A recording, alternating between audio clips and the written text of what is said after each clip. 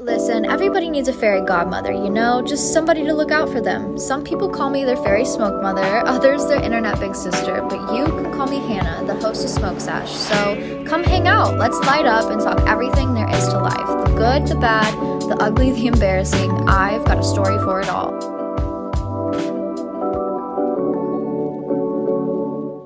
Good morning, hotties, and welcome back to another episode of Smoke Sesh. My name is Hannah, your host, and we are here. We are hot. We are actually not hot, very chill. Today's a very chill August day. It's starting to feel a little bit more like fall, dare I say, but the fall energy is high. I'm very excited to tap into it. We'll talk a little bit more about that in a second, but I've been just having a very chill day. I usually record on Mondays, which are like my reset, recoup, just get my shit together kind of day. I'm sure that's Sunday for a lot of people. Like beginning of the week, let's just make sure we have everything in check so then our mental health doesn't completely suffer during the week when we are forced to work. So that's what I'm doing today. I'm hanging out with you guys, kind of lifting the spirits, enjoying my day, resting and recouping. But as you can tell, when my routine is a little mixed and messed up, as you saw last week, I start to have a little bit of a mental breakdown, okay? Some part of my brain is just like obsessed with routine and order and structure, and as soon as one tiny little plan gets switched around, it's like full mental breakdown moment. That's just something I've been trying to work on, and I probably need to write that down because I am shopping for a therapist right now, and that would be very lovely to bring up maybe in our first session, is how much of a fucking control freak I am. Mentally noted. Thank you, Hannah. But last week vibes were stressed. Vibes were a little concerned, a little cuckoo bananas, one might say, and I ended up having a really good time. I left to go to Omaha for like 2 days with my parents, and I love my parents to death, but my God, do they drive me insane, and my God, are they a direct like mirror of myself and like my weird tendencies and behaviors. I'm like, oh my God, I'm seeing you do this, and now I'm understanding why the fuck I do it. And if you have a hard time having a relationship with your parents, or you've never really had a good relationship, it's been too like maybe parenty in the sense of you've never really been a friend to me, which like as your parents should, they should be a parent, of course, but if you feel like you don't have a good relationship with your parents, give it time, okay? Give it time. It's really hard to have a good relationship with somebody when there is somebody in a position of power. And of course, parents are going to hold that position of power, as they should. But also, it's very hard to maybe have that budding friendship when there is that obstructed power dynamic. So if you are having a bad relationship with your parents and it's simply because they're your parents, give it time. You will move out. You will have some distance in between each other. You'll be able to grow as an adult and then come back together. And you will realize that your relationship is a lot better once you just have some space in between, the two, and the power dynamic is kind of lessened in a bit because now you're an adult. You're taking care of yourself. You're basically parenting yourself. And I realized once like my parents, their kids left the house, and they can kind of get rid of that anxiety of, oh my God, I'm so stressed about what my kids are doing. I hope they're doing okay. I'm worried about them. Once that was eased from their life, our relationship got a lot better. Now, I'm not going to say they still don't fucking drive me insane, because they do. Of course, hello. We are the same human being. I have 2 Gemini parents. I am also a Gemini. Us 3 together, ooh, baby, it is chaotic. And it's so funny now because whenever I do spend time together with them, and especially long time together, I'm like, oh, I am seeing the neurotic tendencies that I have, and I am realizing exactly what it's stemming from. And what it's stemming from is standing right in front of me. And honestly, once you kind of realize and visualize that, it's a lot easier to unpack and be like, okay, I'm not crazy. They are. And I picked it up from them somehow. And now we need to dismantle that a little bit because my God, I'm like, Mom, there's no reason for you to be this stressed out. Like, at all. We are at a pool club currently. So nice. We stayed at this beautiful hotel, which is probably one of my favorites to stay in Omaha. And I went to school in Omaha, so I'm kind of familiar with the territory, but this is a newer hotel. It's kind of next to all the bars and stuff, which is also very nice. But they have this pool club, so we went up there. I spent the morning with the kiddos, my niece and my nephew. We went to like a park, played with sticks as children do, and then we had some lunch, and then we went to the pool club for 5 hours. I can't believe I'm still not sunburnt. My God. But it was nice. We just chilled by the pool. I had my bikini on for 5 hours, laying in the sun, drink in hand. Happy Monday. What's better than that? And got to spend some really good family time together. It was a good little trip, but also I felt like my week was out of sorts a bit. And I was playing catch up all week. So it's nice to finally finish out the week, start again, get back into my routine, my safety blanket of sorts, and really just enjoy life again. You know that audio of Demi Lovato being like, I didn't get the yogurt that I wanted, and I had a hard time the rest of the week. I get her. I get it now. I understand. Like, sure, maybe she didn't have to go that hard about it, but like, me too. I didn't get my yogurt girl and I had a hard week as well. Finished out my week with some nice little brunch shifts. Working brunch shifts are not for the weak. I will tell you that because everybody be brunching on a Saturday and Sunday.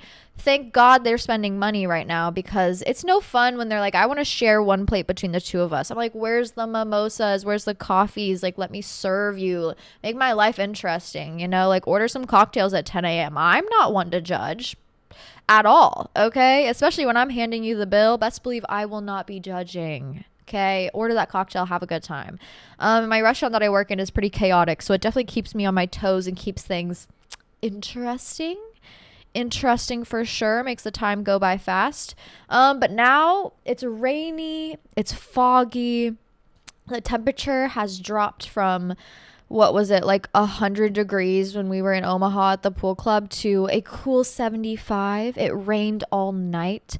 I wish my landlord did not just paint over the fucking windows so I could maybe open them. But hey, that's a landlord special. My rent's cheap, that's for sure. But we had a beautiful thunderstorm. Now it's a foggy, cool day. It's really feeling like autumn, like crisp apple energy. Leaves are not falling, but now that I'm looking outside, I am noticing they are changing color. My heart is getting a little bit scared, safe to say. But I'm really trying to finish out the rest of August and kind of the first week of September in a good last summer push before I jump into all the fun little fall things. I'm actually going to Austin, Texas, beginning of September to go visit a friend.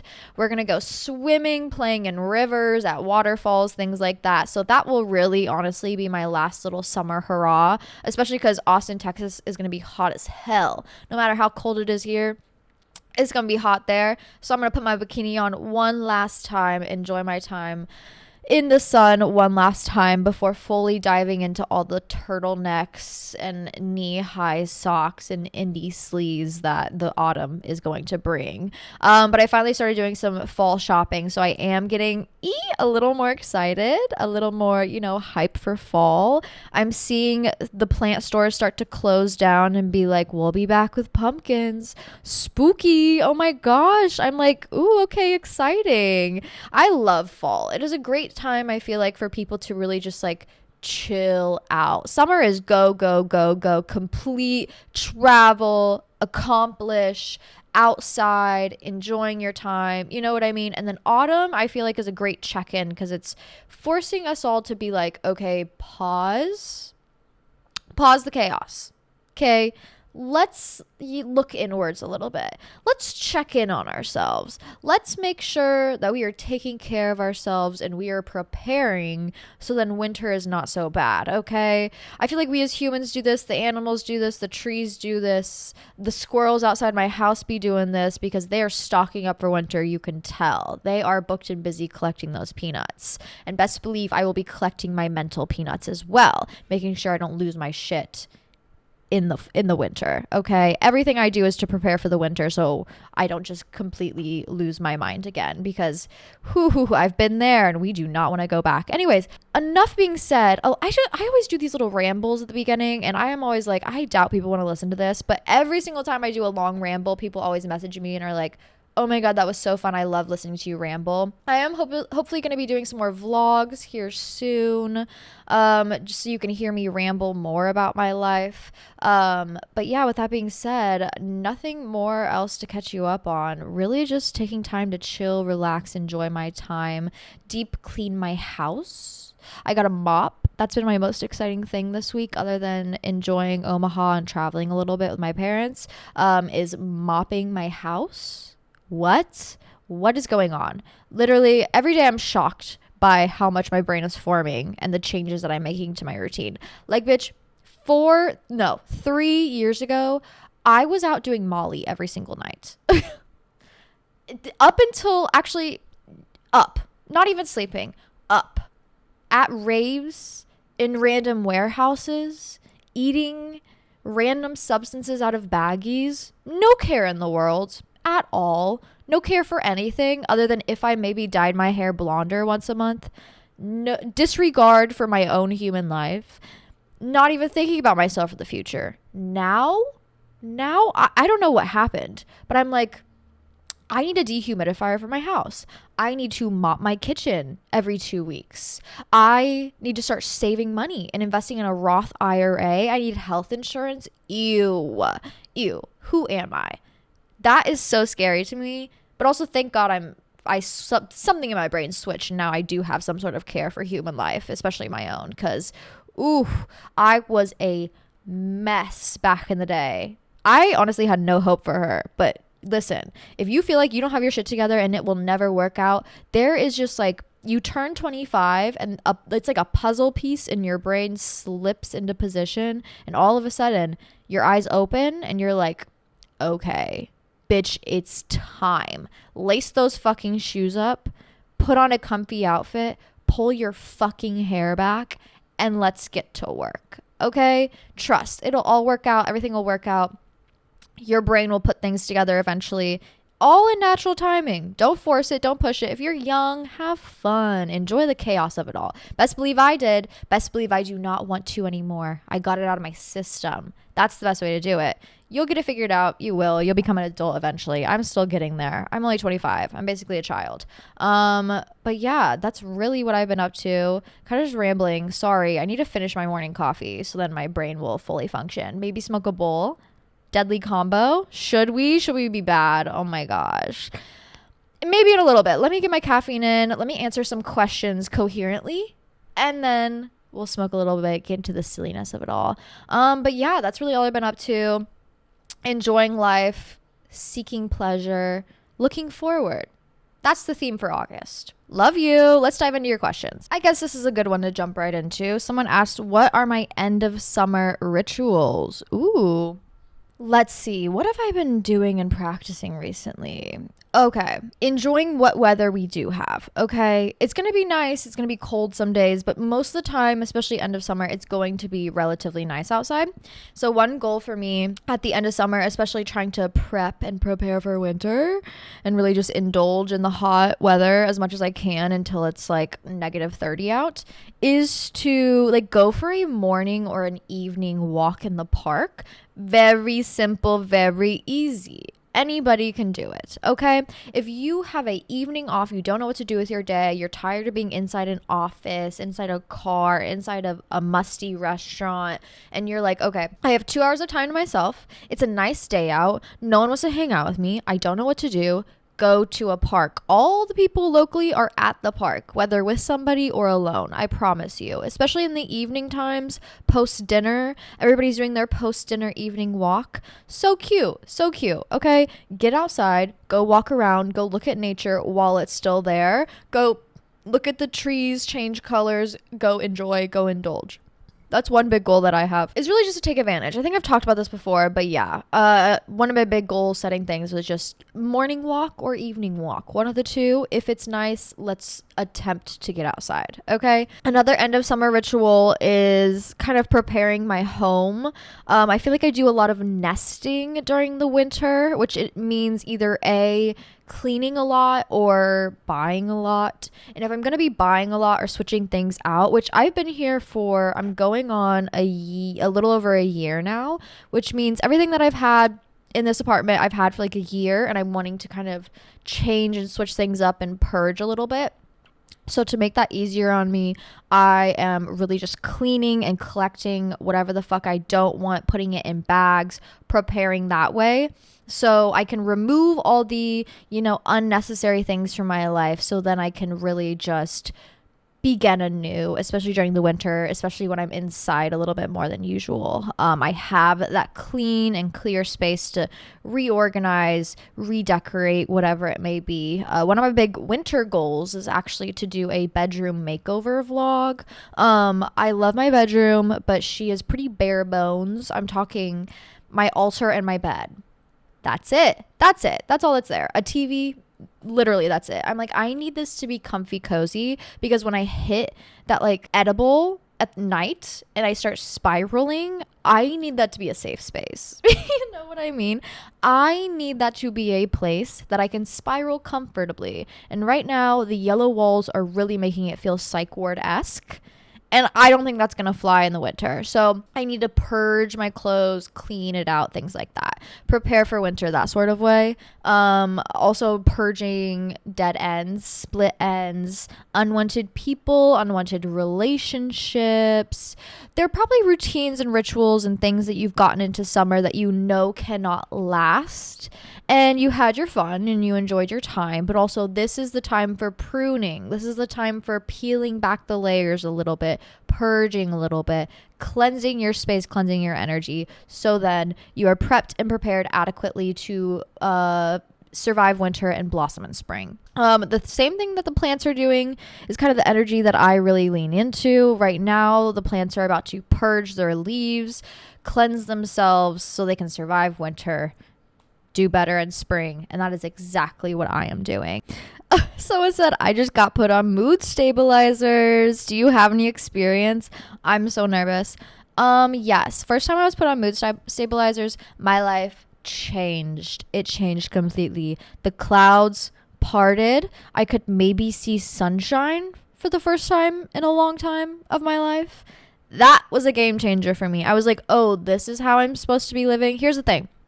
When it comes to mental medication, I am a huge supporter of it. If it's something you want to try, if it's something you think you need, if you're scared to take it, do not be scared. It can and probably will change your life for the better. Am I currently on medication? No, but I feel like that's pretty obvious. And also, a lot of the medication that I was on was getting me from a low place to a functional place. And then once I got to the functional place, I stayed on medication, but I did a lot of the internal work. I feel like, especially with BPD, the most important thing that I needed in that time was to be at a stable level so then I could do the talk therapy and have actually insightful understandings about myself, and it got me there. And then I fell off, and that that was my mistake. I stopped going to my psychiatrist, and I didn't mean to wean myself off of medication. I'm sure my life would be completely different, and I wouldn't have gone through that whole like Molly spiral phase if I would have stayed on medication. Because I'm sure I was seeking stimuli in other resources, of course.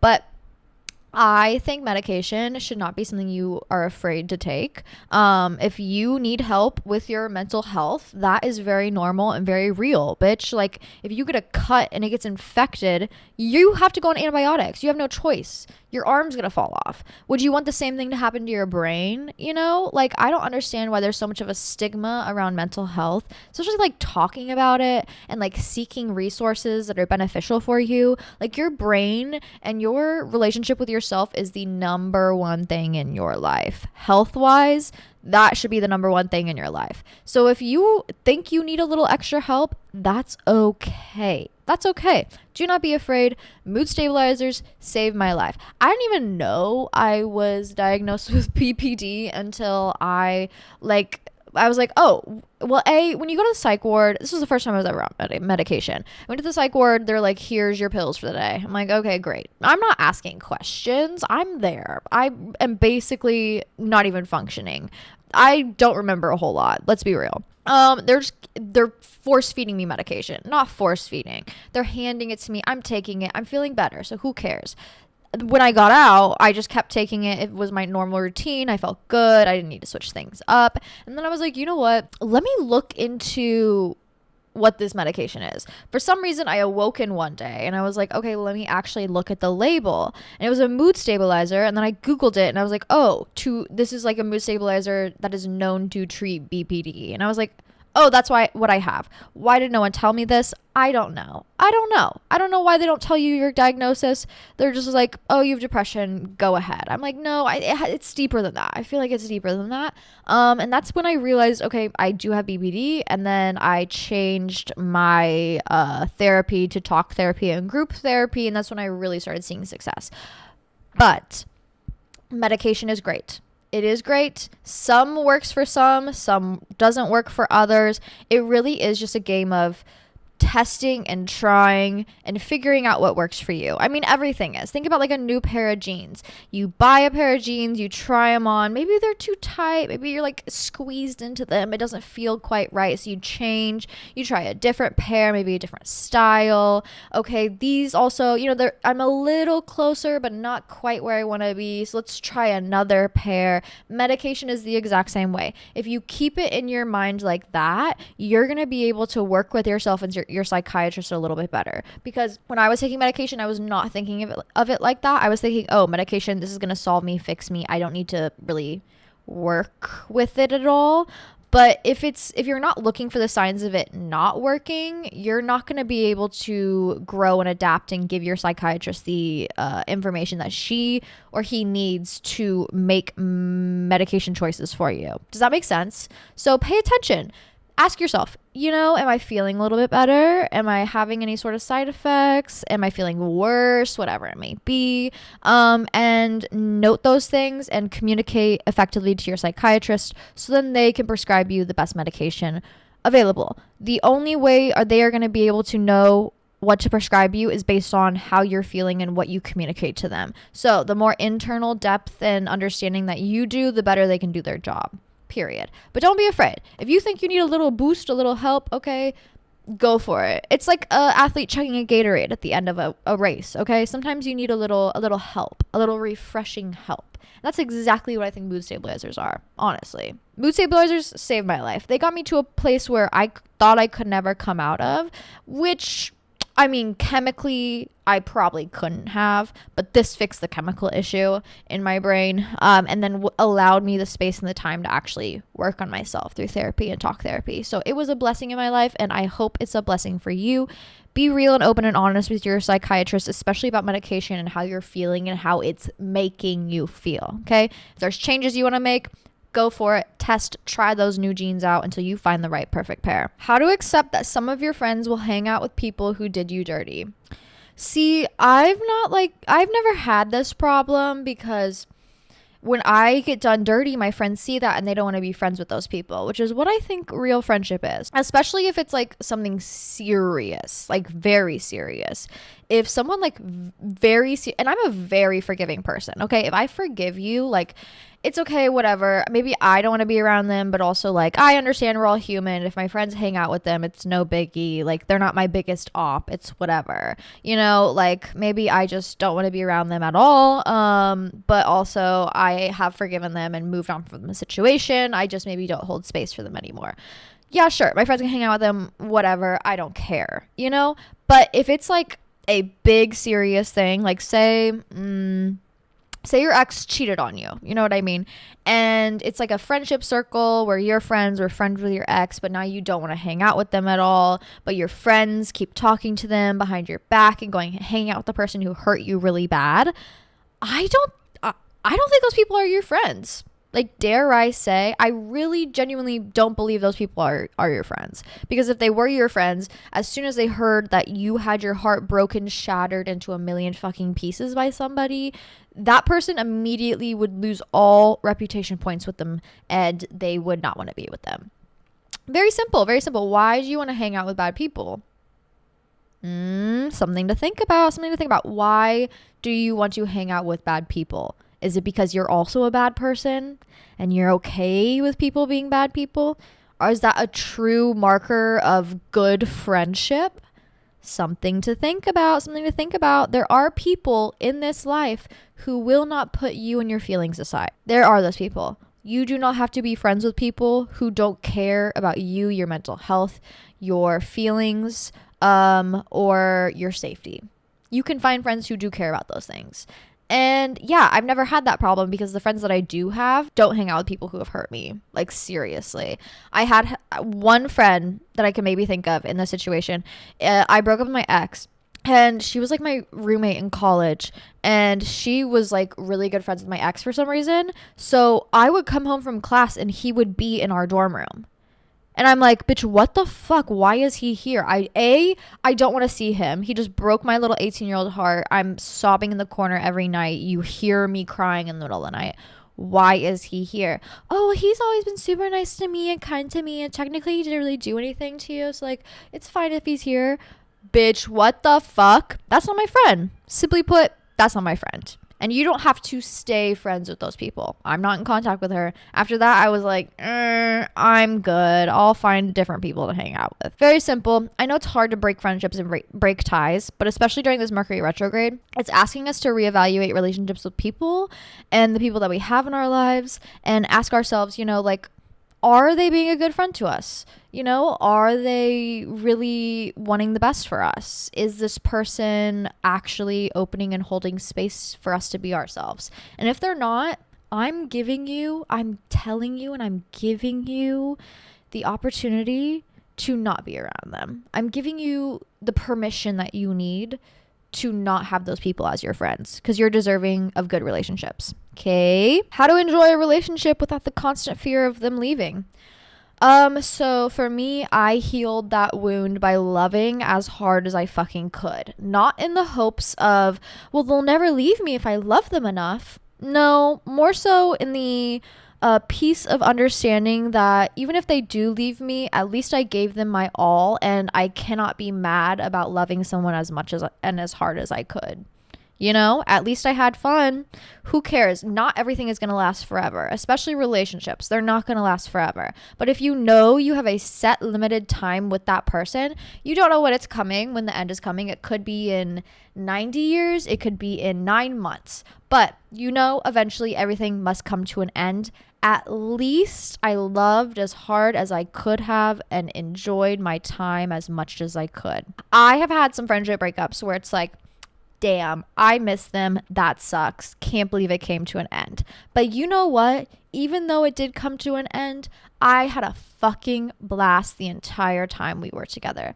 The only time I've looked back on relationships and regretted them is because I was in the middle of that relationship and I could not love as hard as I could have because I knew it was bad. I did not want to give. If you do not want to give to somebody, you don't want to love as hard as you can. It's because it's not a good relationship and you know deep down inside that they are not deserving of all the love you can give. So ultimately, not a good relationship, probably shouldn't be in it. You're going to regret it in the future. But if you are full throttle in love and you are also like have this part of you that's fearful that one day they might leave, you know what? They might. But if you live in constant fear of that, you're not going to be able to love fully and openly as you should. So go for it. Find peace and understanding that at least you had a good fucking time in the time that you did have. How to deal with being a bitch and having more patience with people, especially PMS. Okay, so I have this problem. Where I got a fucking attitude. And especially working in customer service, it's like, ooh, someone can flip me into bitch mode like a switch. Especially if you're being rude or mean or demanding. I love when a dad will raise his hand and be like, hey, bitch, I will kick you out my fucking restaurant. Don't you ever yell at me across the restaurant. Inappropriate. You're acting like a child. My bitch mode is on. Anyways. To keep me from spiraling in these moments where maybe I'm PMSing, maybe I'm having a bad day, maybe someone's attitude is getting the best of me, it is not about you. When two people make it about themselves, because if you make it about yourselves and that issue that you're having with this person, that person is also making it about themselves as well. And you're going to be butting heads. In that situation, those two magnets are going to draw together and cause chaos, okay? Especially if both people are making it about themselves. One person has to be the bigger person, and unfortunately, a lot of people in this fucking world cannot be the bigger person, so you got to be. You have to not make it about you. When you don't make it about you, but even if the other person is making it about them and being a bitch and being rude and being mean and making your life more miserable, those two magnets are not going to find each other, okay? They're going to oppose each other, and you're going to be unbothered. You have to take the higher road. You have to become unbothered. And the way to really understand that situation is everybody is just thinking too much about themselves, okay? When someone is attempting to make your life more miserable or is really trying you in any sort of social situation, it's because they're unhappy with themselves. It honestly is. When that dad raises his hand and yells at me across the restaurant, it's because his kids won't fucking listen to him, and that's what he has to do at home. So he's miserable and sorry, but also I'm not going to be miserable because you are. You know, when you jump into ego so quickly, you become defensive, you become angry, you become, pushing the problem onto the other person. But also when you do that, you're taking it on yourself, ruining your day for no reason. You know what I mean? It's not about you. When people are rude or mean or disrespectful, I had to learn this quickly in the service industry, especially because I'm such a emotional person, and like it's really hard for me to work through emotions and like get to a safe emotional space. And it's really hard for me to not take on people's emotions, especially having a personality disorder. I had to learn and really protect myself, and doing so, I had to understand that all the times that people are mean or angry or rude to you, it's because they're fucking going through something. It's because they're dealing with something internally. They're miserable, they're mad, they're angry, whatever it is. And they want everyone else around them to feel the same fucking way. They are so miserable that they want everybody else around them to also feel the same way they do. And you know what? You have a choice in doing so. You don't have to allow somebody to force you to feel bad. Sometimes you can just go, you know what? That person sounds miserable. It sounds like they're going through a lot. I'm going to walk the fuck away. Okay? I'm going to walk away. I'm going to do my own thing. I'm going to focus on myself. But they can sit in misery over there while I enjoy my time over here. That's really how you have to approach it. It's kind of like an unbothered approach to it, taking yourself out of the ego approach. But yeah, to avoid entering that like annoyed bitchy space that I enter so very easily in my day-to-day life, I really have to not take things personally and understand that people are going through shit. People are going through a lot of shit, especially nowadays, and they might be really unhappy with where they are, but that doesn't mean I also need to be unhappy with where I am and where they are. You are in charge of the emotions you take on, and sometimes you got to realize that shit ain't worth it. I talked a lot about that in my last episode, but yeah. Step out of the ego. Don't let people drag you down to hell with them. My little brother is addicted to his phone. How can I help him? Take him outside. Go on a walk around the park. Like, fuck it. Be like, put your fucking phone down. We're going outside. We're playing with sticks. Literally going and hang out with my niece and nephew. I'm like, I don't think I played with my phone at all. They had a bucket of animals. They got a bucket of blocks, and they got the backyard. That is it. I think my niece is like 2. My nephew is about to turn 4. So they don't know what an iPad is. They don't get screen time because my brother is terrified of them turning into that drooling iPad baby, you know? And honestly, it's better for them that they don't have one. They only get like 5 minutes of Moana every night before they go to bed. That's literally it. But I do recognize that they find creativity in many different spaces and in anything that they can. Okay, their brains move so fast they will get bored of things very quickly, the same way little iPad kids will, but they have the training, I guess you could say, to seek for new indulgences and new stimulation elsewhere. Okay, whether it's a new bucket of toys or going outside or running around the house in circles and then finding something new to do, they seek for it, whereas the iPad babies, the phone kids, don't know how to search for new stimuli. Okay, with an iPad, it's readily there. It's readily available. Okay, all I have to do is click this next app, click the ad, click the video, click whatever. It's one tap and new stimuli is available. They don't know how to seek and search for it. So if you want your little brother to get off his fucking phone, you kind of now have to parent and train them not to do that. Okay, put the fucking phone down. Go hide it. You're the older sister, brother, whatever. You can snatch that shit and put it up high where they can't reach it, and then grab their hand and pull them outside so they have to go play with you. Very simple, very simple. Me and my brother, you know what we used to do to bond? We used to go... This is some back roads Midwest shit. This is what we used to do for fun. Also, we have a 10-year age gap, so... kind of hard to bond, you know, because I was like in 3rd grade and he was almost a senior in high school. We would go to the local auction and with whatever like quarters we could gather from our house, we would go buy, they would like auction off like vintage glass or whatever, not vintage, but just like any shit that you could sell, they were auctioning off. So we would go in there and we would place like penny bids on like containers of glass jars. This is so funny. This is what you do when you don't have iPads, okay? We would go buy like a container of glass jars. Then we'd go down to the creek behind our house and throw the fucking glass in the creek. And you know what? I look back on those times and I'm like, wow, I had a great time. You know what? That was so fun. That's the shit you get into when you don't have that immediate stimuli. You search for it elsewhere. So you got to kind of retrain his brain. Go hide his fucking phone. Go outside. Go play. Go be imaginary. Go play with sticks as wands and pretend you're dragons and fight each other. You know, who cares? Go get imaginative, but you also have to show him how to do that. So unfortunately, that means kind of forcing it out of him. With a little training, they will learn and they will see that the real world is fun. I promise. Drop the workout routine, girly. Your body is tea. Oh my God, thank you. So unfortunately, this was gifted to me by God. That seemed fucked up to say out loud, but like genuinely, I'm not going to sit here and lie to you and be like, no, I do a 2-hour workout every single day and I eat this way and I also need to sell you some supplements so you can look like me. No, bitch. My dad is a track athlete, okay? Skinny, teeny tiny, has literally attempts to weigh more than 180 and physically can't because he is just like built very lean, okay? He's built very small.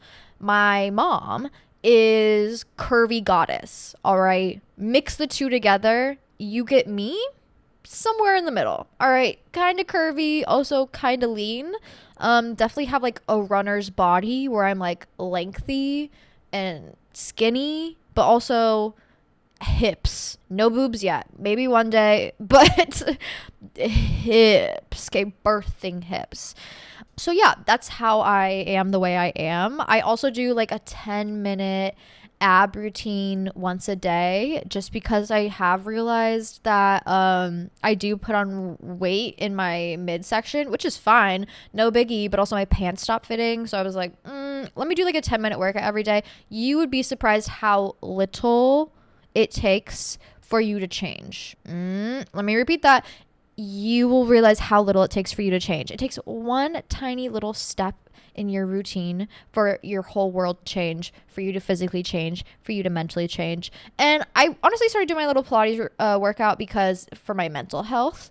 But now I have abs, and that's kind of a plus as well. But yeah, no workout routine, just a 10-minute ab workout once a day, and genetics. Shout out to my parents. Any tips for not getting the munchies? Super bad. So you're gonna get the munchies. That's a side effect. Hate to say it. Same way anxiety is a side effect of weed. Munchies is also a side effect of weed. It is going to trigger a chemical to release in your brain that's going to make you feel hungry. It's a part of it. It's a part of it. Let me help you get around it. You're gonna feel that anxiety or that hunger or both for the first 15 to 25 minutes of smoking. If you can make it past that mark, usually you're okay. Okay? It's like you're walking through a scary dark woods, but you can see the other side. You just have to make it through the scary dark woods to the other side and you'll be okay. The feeling will go away. Naturally, the chemicals will release, be felt, be processed, and then be gone. That's how it works. But also, I'm here to say food is okay. Eating is okay. Having the munchies, beautiful. Enjoying food, amazing. Beautiful, lovely. Let's enjoy food. Okay. I have been doing this thing when I get the munchies where I create a munchie plate. Okay.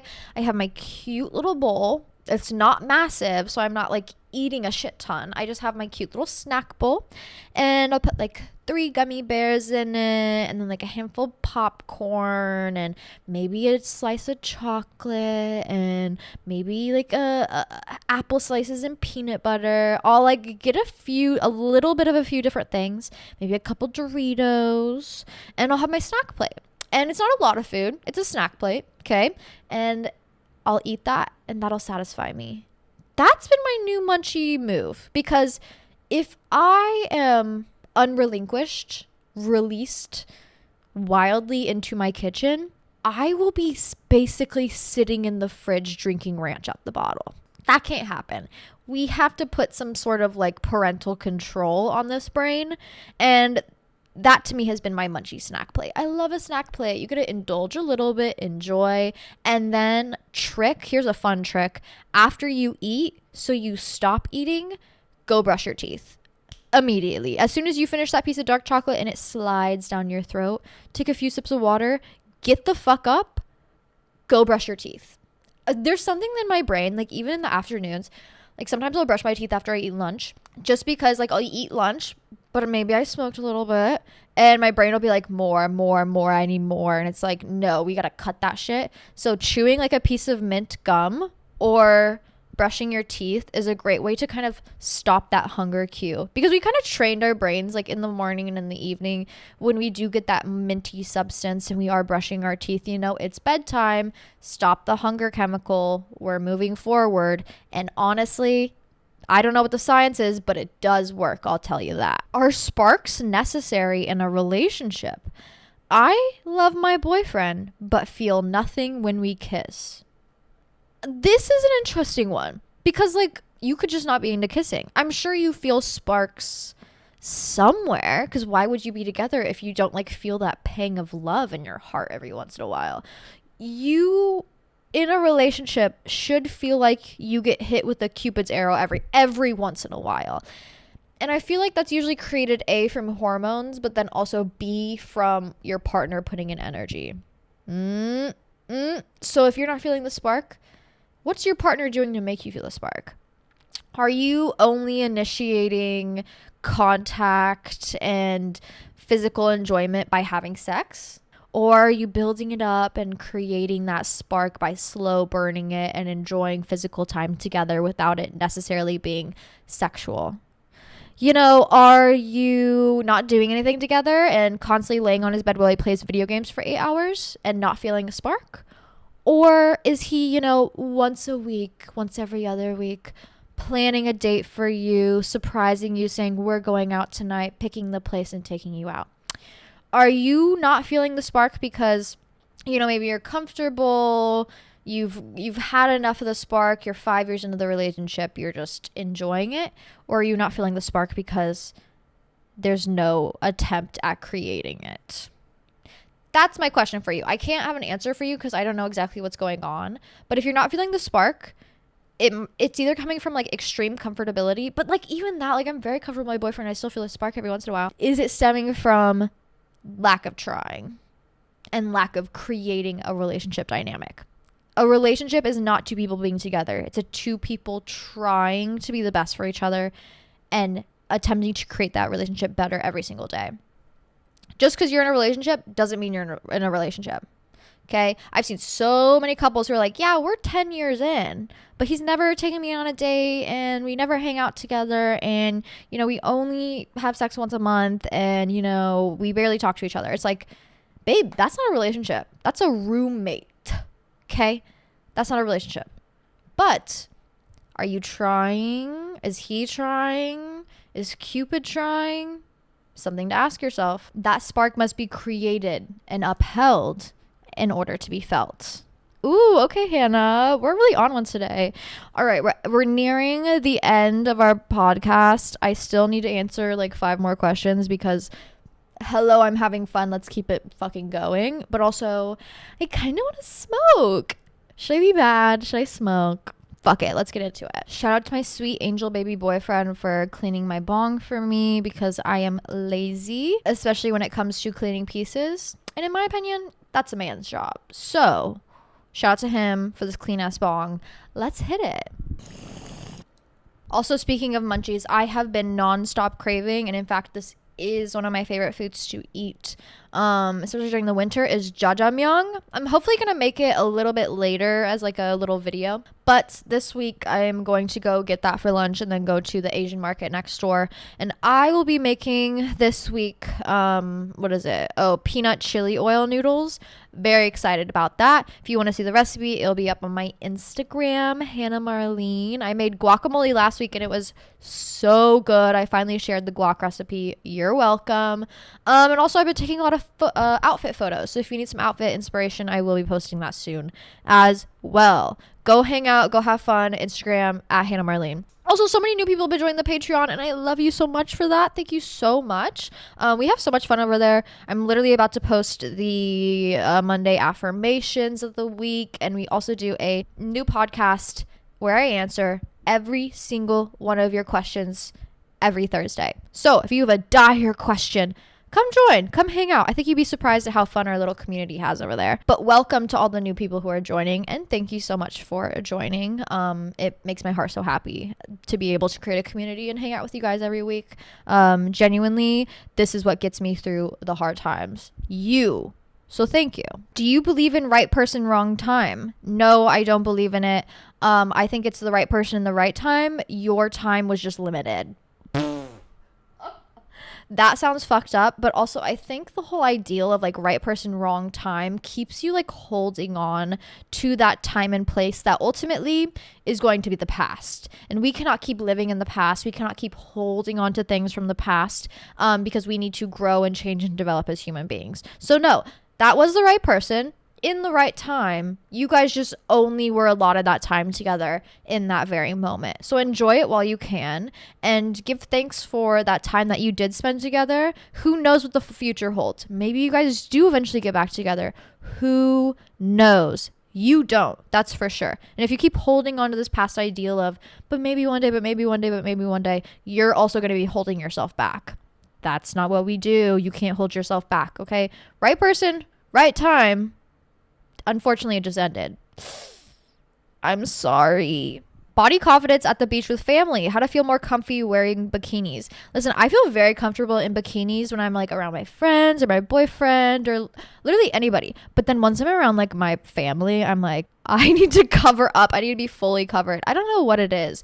I think it's just like, and I grew up like at a lake house. Like we had a lake house in the Ozarks, in the meth capital of the world. Not like a cute lake house that you're thinking of, but a lake house nonetheless, and I am thankful. So we spent a lot of time like in bikinis and in swimsuits around each other, but then that stopped because we sold it, and then I just was never around my family like in a bikini. So I felt a little awkward at first. Literally I had this bikini on, and like, listen, she's gotten a little bigger up here. Hey, hi, thank you God.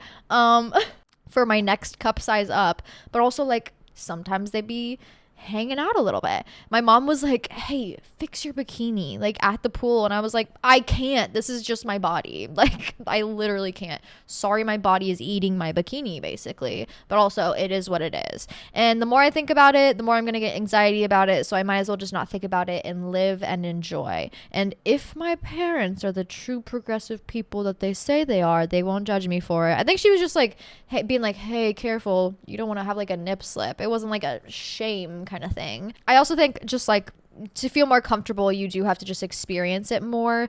A lot of comfortability is simply just built through your brain becoming familiar with it. And like, once again, like I said, I hadn't been around my family in a bikini in a while, so it felt a little new, which of course newness feels scary in our brains. That doesn't inherently mean there's any sort of danger, but the more you do it, the more you'll feel comfortable about it. And ultimately that's what happened. So if you are feeling uncomfortable in any sort of situation, not like someone making you feel uncomfortable, just like your brain making you feel uncomfortable, it's probably because it's a new situation, and that's okay. Newness is good. It doesn't have to be scary. Just don't lean into the scary side of it. Allow yourself to experience the newness in full, but also like keep doing the thing that scares you, you know, as long as it's healthy, obviously. But the more you do the thing that scares you, the more you'll feel comfortable with it, and the more you will build a better relationship with yourself through understanding of yourself and through strength of building comfortability. But yeah, I feel like my comfortability this weekend, when it was a new thing and I was feeling a little, you know, scared and weird, was A, thankful for my family for not being fucking weird, and B, understanding that like, hey, a body is a body, we all live in one, and the best thing to really do for my body is to not put so much of an emphasis on it and so much of like a perspective on it, and just simply just let myself be. That is ultimately the best way to live an experience. We all have one, okay? No need to judge. No need to judge yourself. Experience, live, indulge in the pleasure, and enjoy. Someone asked, what's a movie that had a big impact on your mind? Okay, you know what movie I've really been thinking about recently, and I really need to rewatch? Uptown Girls. Because I'm kind of in that point in my life where it's like, no, I get it. Like, the whole visualization of like older self and younger self, and like caring for younger self and an older self mindset in this aspect of New York City nanny taking care of bratty child. Like, I love that movie, and it is so healing to watch. And Brittany Murphy, rest in peace, love her. She is so talented, and this movie is just, oh my god, it's so good. It's also a good like end of summer watch, a good Mercury retrograde watch, where we're all kind of like internalizing a lot, and we're all kind of like looking inward a lot more, especially while Mercury retrograde is in Virgo. I think this is a great movie to watch. Very inspirational. You're probably going to cry. You're probably going to want to like hug your childhood self. But I feel like that's what we all really need during this time. So 10 out of 10 recommend watching Uptown Girls. Everyone's pressuring me to figure out what I want to do in life, but I really just don't know. That's okay. You really won't know until it kind of just hits you in the fucking face. Recently, I just kind of realized what the fuck I want to do, because I've been asking myself this for 3 years. And I thought, you know, like the more I think about it, the more I'd be able to figure it out. No, babe. No, that's not how it works. You do so through trying and experiencing. Okay. So I've tried and experienced a lot. I've been, you know what? Let's go through my jobs that I've had since childhood. I have been a dog walker babysitter, like in middle school and high school. Dog walker babysitter, easy, simple money. Do I necessarily want to be a babysitter? No, but I don't fucking hate kids. So let me now go become a 2-year-old teacher. Then I worked in a daycare. I was a 2-year-old teacher. It was cool. Loved the kids. Very sweet. Didn't hate my job, honestly. Was it tiring? Sure. But did I hate the fucking kids? No, because I love children, love being around them. They keep your eyes open. They keep you young. Love it. So cute. Next, I was a personal assistant for a child psychologist. That was a lot. I felt like I was being psychoanalyzed every day, which was weird. Also, he only gave me one raise, and it was for 25 cents. Silence. Scary. Left that job. Went back to the daycare, and then I was a pre-K teacher from 6 a.m. to 6 p.m. That's when my parents sold our house randomly, and I had nowhere to live, and I ended up living with my grandparents, because I was coming home from summer break from college / dropping out, and my parents were going on vacation for the whole summer, so I had to live with my grandparents. Worked 6 to 6 p.m. As a pre-K teacher. Not bad. Too long hours. The kids don't nap. That's too much. Then I moved on to, I was a host at a restaurant.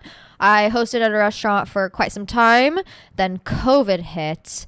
And then I worked as a CNA for a little bit as well. And then I was an in-home private nanny, which was honestly the gig. Something I think about doing a lot. The only reason I now know that maybe that's something I would want to do as a career is because I tried it.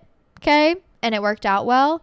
But I was a private and home nanny to a 3-year-old and a 5-year-old during COVID, which means we were basically just inside or at a park all day. Quite fantastic. Very great. They were young, so it wasn't like a lot of teaching. Sure, we did little workbooks, but basically just hanging out all day. Really great. Wouldn't mind doing for the rest of my life, but I only know that from experience. And then I went to serving because the kids grew up, had to go to school. Grandma moved across the street. Hello, grandma's house is way more fun. No, we will not be paying you $500 a week when grandma can do it for free. Understandable. Miss the kids. Very cute. Serving, bartending, managing. I can't do that anymore. Backtracking. Now I'm at this point in my life where I'm like, okay, I have done so much, so much, that I know what I don't fucking want to do. I know what I can put up with, and I know what inspires me. Through those 3 things, you will be able to make a informed and justified decision on a career. But you sitting down one day and someone asking you, like fucking Hogwarts, what house are you going to join? What career are you going to choose? Randomly at 18, and you just like closing your eyes and picking one. That's not how you make the most informed decision. That's not how you make the best decision for your future, for your career, for the setup of your life. It works out for some people, but I feel like a majority of what I've witnessed growing up, it does not work out for a lot of people. So allowing yourself the space to try things and to understand yourself through trial and error is the best way to make an informed decision on maybe what you want to do with a career. And I now, at 25, after doing all these things, and those are like real tax write-off jobs that I had. I've also been like a artist. I've created tattoos. I've sold items online, things like that. I've been a very creative individual. I've done this podcast, things like that. I have done a lot of avenues and tried so many different things that now, I know what the fuck I hate doing. I also know what inspires me and what really drives me. And I can actually make an informed adult decision now that my brain is chilled the fuck out and fully developed and my hormones are settled. I can make an informed adult decision on what I want to do with my life and understand that it will turn out better than what I was deciding at 18 because it is based with facts and understanding. If you do not know what you want to do with your life and you're 18, you're 19, you're in college, you feel all this immense pressure to have it figured out, you're not going to. And if you assume you will at that age, you're going to feel like you're behind because ultimately you do not have the life understanding, the life experience to make an informed decision, and that's okay. Your early adulthood is all about trying new things and understanding yourself through them. You do not have to have it figured out. I'm here to tell you, you do not. And in fact, pretending that you do is going to hold you back. So allow yourself the space to grow. Allow yourself the space to try new things and follow those adventures. Allow yourself the space to fail. And through that, ultimately, at the end of the day, you will figure out what you want to do with your life. You will. All the puzzle pieces will figure out. It will complete into a beautiful puzzle. You just need to give it time. You can't force the pieces together. You can't assume what the picture is before seeing it. You need to allow yourself time to understand yourself and understand the world around you and make an informed decision off of that. But if you do not give yourself time or trial and error, you will never decide or understand or find an avenue that's actually healthy for you. So this is why I tell a lot of people to go into school without choosing a major. Go in undecided. Give yourself those first 2 years of just completing your like undergrad prereqs and like the things that you really actually need outside of your degree. So then you have time to process and understand and actually try new things and try new classes and see what actually inspires you. From that, you'll probably be able to make a pretty good informed decision on what your degree is going to be. And then from that degree, you can do more trial and error and figure out what your career is going to be. But once again, you need that space to grow and to try and to fail. And if you do not allow yourself that mental capacity, that mental space to do so, ultimately, you might not make the right decision. And that doesn't come through thinking, it comes through doing. Allow yourself time and the ability to do. Okay? Because now I'm 25 and I'm like, you know what?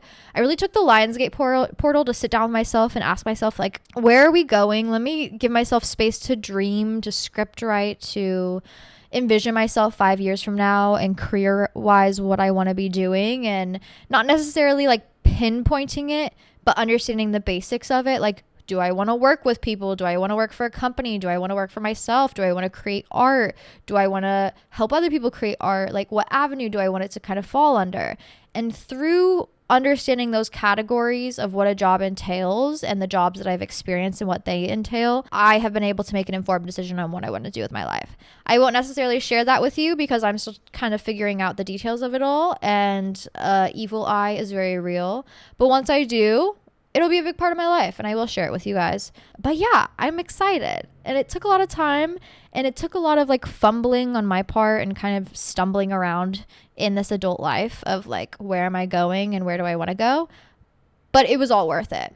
It was. And I feel like by giving myself that space, I have grown at a level that a lot of people around me haven't had the time and opportunity to do so, because they've maybe stuck to decisions that they regretted and not accepted failure and move forward in a better direction. It's okay to fail. It's okay to understand, you know what, I don't want to be here anymore. Or maybe I want to go this direction, and simply all you have to do is try to get there, to understand yourself through it. Everything will work out for you, I promise. But give yourself that space to learn about yourself through action. How are you feeling about the rise of Ozempic and its impacts? I don't really care about it. I feel like when it came to filler and Botox and Ozempic and all this shit, I've kind of always, and not to be like different than other girls, and not to say I've never had anxieties about it or maybe even thought about it. Like, I'm human, hello. But the stable part of my brain has always been like referring back to the book Pretties. Hello, did you all go through like a young adult like dystopian novel phase? Because I did. I read The Hunger Games and I was like, give me more, feed me more. And the next series I really got into was like the Uglies and the Pretties series. Highly recommend. Great series. I think they're making a movie series based off of it here soon, and it's really inspiring me to maybe reread it. If you never have read it, I highly recommend, because it's all about like the society where there's the uglies and the pretties, and the pretties are the people who choose to have this full body transformation makeover through implants, surgeries, things like that. And then there's like a dystopian kind of like separation of the two based on if you would like to get these surgeries or not. And the more I experience and live in this world, the more that Pretties and Uglies book is starting to feel like reality. It made that like idea of like physical transformation in a unnatural sense very dystopian to me. So whenever I see it in real life, I'm like, ooh, it's giving Hunger Games. It's giving a young adult dystopian novel, you know, and that's a little ooky spooky to me. And I've always liked to be on the side of like opposition. So it's always been like I could, but I don't really want to. You know what I mean? It's expensive. I got shit to pay for. In reality, if you think about it, like filler doesn't dissolve. Like, you have to chemically dissolve it. So when it looks like filler is going away, it's actually just spreading to other parts of your face. And that's why people start looking like really old and their face starts sagging. It's because there's so much fucking filler in it. And it has nowhere else to go. Your body doesn't process it. It's just spreading in different directions. And that's scary. My biggest fear is waking up and looking in the mirror and not recognizing myself. So like, even though my nose is crooked and, you know, there's many different things that like a surgeon could look at me and be like, you need to change that about yourself. It's like, sure, but also like, that's me. I don't know. I can't fucking help it. I have stories behind why I look this way and why I look the way I do. And I find peace and comfort in that. And yeah, it's very, very dystopian. I just don't really think about it that much because if I do think about it, I start spiraling. And for my mental health, it's like best not to. Also, best not to be in circles and things like that where that's all they talk about and all they base their energy and interest on. And to be around circles that maybe look at other things that are more interesting, and not constantly talk about like things they need to quote unquote fix about themselves, because falling into those spiral of ideals is very dangerous, especially for a person who has like very serious OCD thought spirals. If I start spiraling about thinking about myself, it's just not healthy. It's never pushed into a healthy direction. It's always pushed into a self-sabotage direction. So if you really need to reframe the way you think about like fillers and Botox and fixing yourself and Ozempic and all these things, read this book series, The Uglies and the Pretty series. It will make you realize just how dystopian the society we are living in right now is. And it will make you feel comforted by the natural sense of who you are. Also, I guess I should preface, no hate to the people who do get work done. Like, I literally don't care. It is all a personal preference, whatever. But also there is a dystopian sense of the force and the push that it is being placed on young women to adhere to these quote unquote society standards of changing yourself and doing it in the sake of quote unquote loving yourself. Something to think about. Girl, I need wise words to not text my ex begging you. That is Mercury retrograde testing you. And if you do text your ex, you will have failed Mercury retrograde's test and you will not be gifted the blessings of the universe. Okay. So do you want to be gifted? Do you want to be highly divine and favored by the universe? Do not text your ex. Okay, you're going to fail the test. What's your opinion on family vloggers? Boo. That's all I have to say. Bad, bad, bad. Anytime I see a family vlogger, no. What are you doing? What are you doing? If I was a child and the only time I interacted with my mom was when she was like this, just like one eye peeking out over the fucking phone. Oh, how dystopian, how scary. Okay, big brother always watching you. That's terrifying. That's terrifying. You have no sense of peace in your home. You have no sense of not working because your mom is vlogging every step of your life. So scary. There need to be laws in place that protect children from being on these family vloggers like channels and like having time and space to be themselves and be alone. Terrifying. Horrible for children to grow up in. And I do think it is a form of abuse. Absolutely. No one told me how freeing dancing is. Like, where's the club at? Okay, real. I remember seeing a TikTok like 3 years ago talking about like how trauma is stored in the hips. And ever since then, I think about like how stiff and how together and tight I hold my hips and how much that is like a trauma response of mine. And then I was like, okay, well, if I am feeling this way and maybe trauma is stored in the hips because girl, you're a little tight and not in a good way. Okay. I then started moving more and, you know, stretching, maybe doing some yoga, and then like going out with my girlies to a club and dancing at home and just allowing myself to move and be free. And it really changed my life. It really did. I feel like I was able to process and move out a lot of the trauma or like things that I was storing inside and renew myself. And if you are having a hard time connecting with your body or understanding your body or accepting your body or just like moving and enjoying yourself, put on some headphones, close your blinds, okay, so you feel a little bit more private, and just move, dance. Start out with stretching, sun salutations, something very simple, and then just allow yourself to be and move, and don't be in front of a mirror, okay? Don't watch yourself doing this. Just enjoy and indulge.